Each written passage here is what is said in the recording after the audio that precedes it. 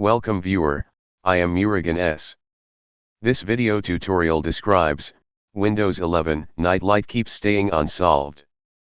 First method is change display settings.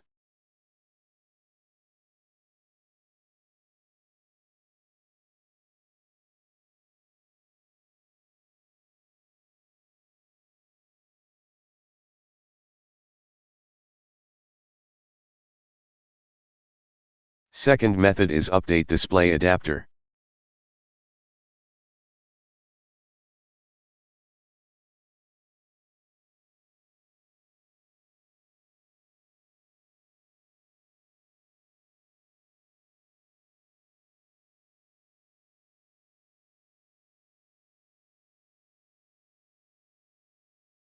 Third method is rollback display adapter driver.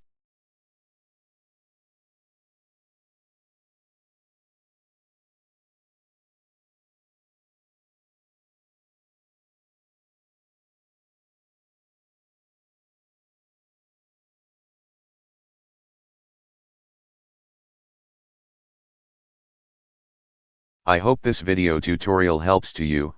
Please like, share and don't forget to subscribe my channel. Thank you very much. See you next video.